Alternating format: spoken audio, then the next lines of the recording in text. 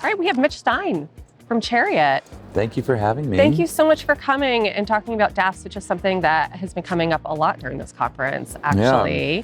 So we're really thrilled to have you on and talk about DAFs and storytelling. Thank you. So because DAFs is so new, do you find that storytelling might be helpful to help communicate what DAFs are and how nonprofits can use DAFs? Yeah.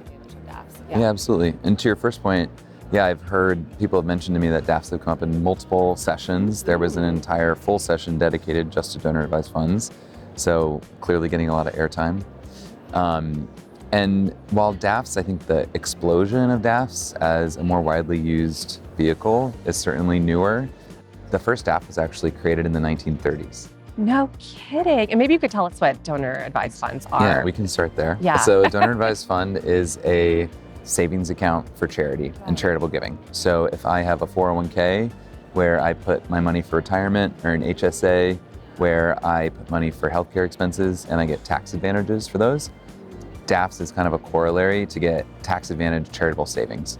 So I can put cash or stocks and securities into a donor advised fund, get my tax write-off immediately, and grant out from that over time. So I think one of the biggest challenges, like the instrument sounds great for a lot of reasons, super flexible for donors and moving more money to charitable giving, but they're really difficult to use in all the instances where you are most likely to give.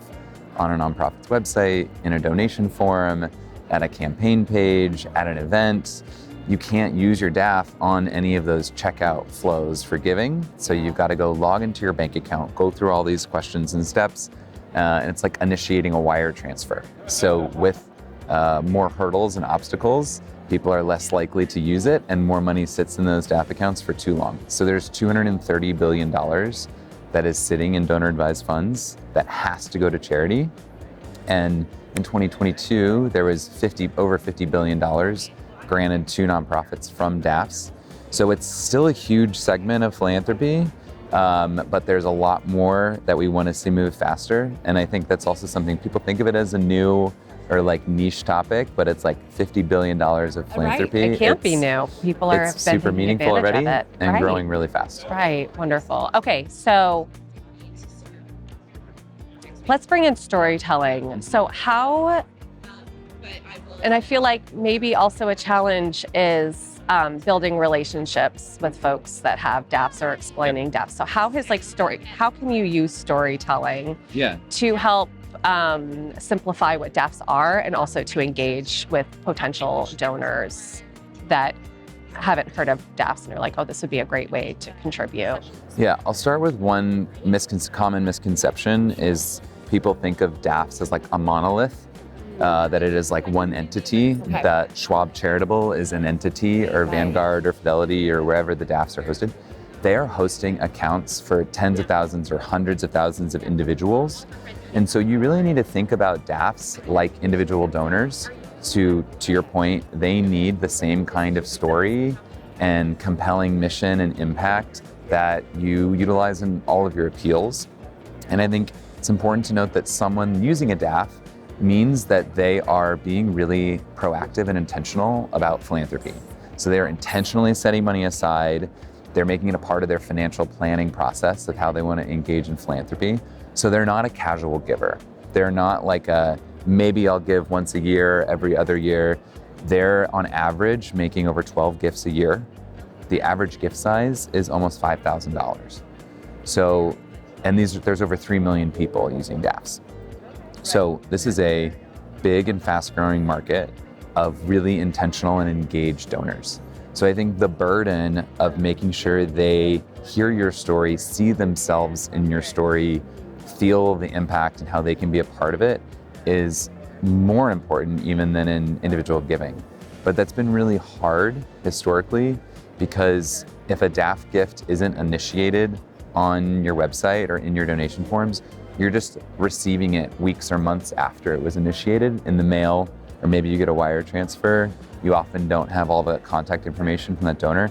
So the typical stewardship loop that we all are like, think quickly, tell them your story, make them feel engaged.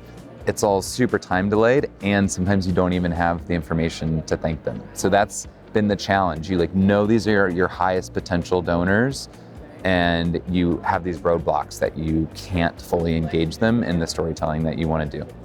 You know, this is like where my wheels are turning.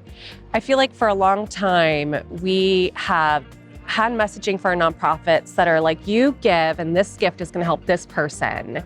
That's what's going to happen when you're maybe like giving. You're like, you give this much and it's going to cover a soccer ball. And I know that like there's a lot of evidence that's like evidence-based successful, but as an ethical storyteller, that poses some challenges because that promotes a lot of saviorism to me. People are feeling like, are they giving out of a place of saviorism or out of a place of like empathy or out of or is it like a part of their life? Like you're saying, like part of their legacy, a practice, part of their lifestyle, which I think is beautiful and like sustainable and the kinds of donors that I would love to cultivate.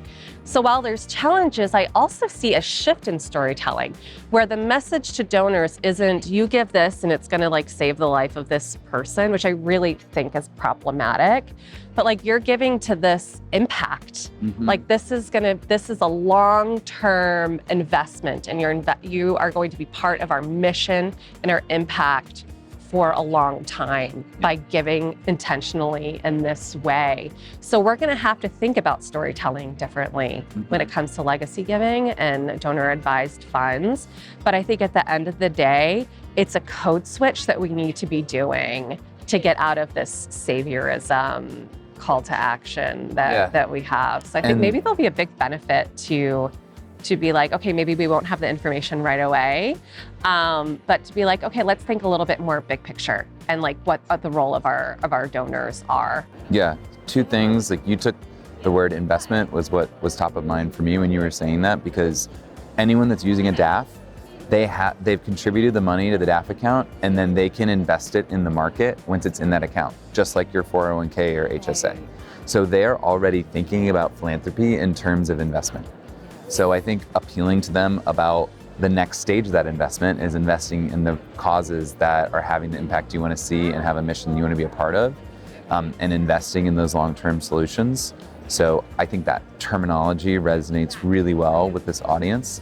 And then I was just going to add too that I think any way that you can make things easier for them allows you to focus on the story. So I'm working with a company called Chariot, where I'm the head of strategy, and we built donor advised fund payment solutions for nonprofits so that folks can use their DAF in all those instances where they're inspired to give in 3 clicks and takes about 20 seconds. And then the nonprofit gets their name and email immediately to be able to steward them and thank them. So a couple things it solves on the storytelling front is your typical experience with DAF giving as a donor is like 10 back and forth with the organization.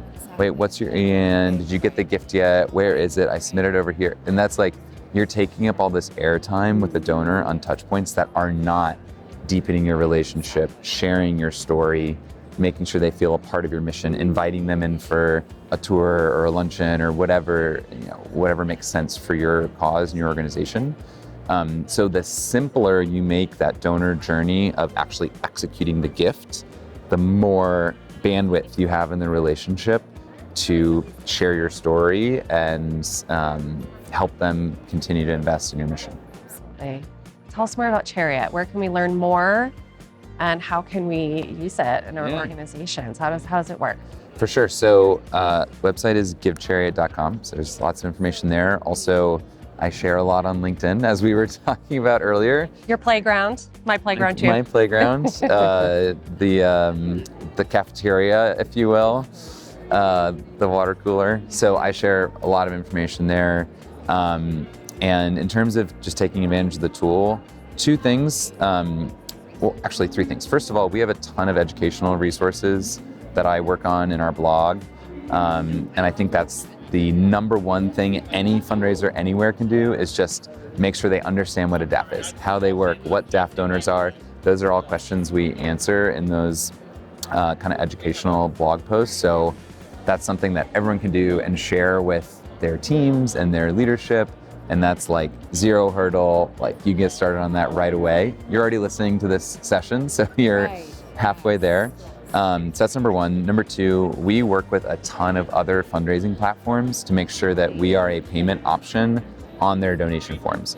So check on our list of integrations. If your current fundraising platform is already there, make sure it's turned on. Right. So that's like GiveButter, Engaging Networks, Donor Drive, Cause Match, Crowd Change, and there's like several dozen more coming on the rest of the year. If it's not there yet, ask them. Like, we're probably talking to them, and the more they hear from their customers that it's a priority, then the faster we'll get that rolled out in the product to make sure it's natively integrated. The other thing is we also work directly with organizations that want to implement DAF Pay and these donor advised fund fundraising tools on their own. They run their own platform. They just want it on their Ways to Give page, on their website, for different campaigns, et cetera. So they can come and work with us directly. Great. Mitch, thank you so much. I've learned something. I'm sure our listeners are learning something. So I appreciate you stopping by. Yeah, always a pleasure. Thank you.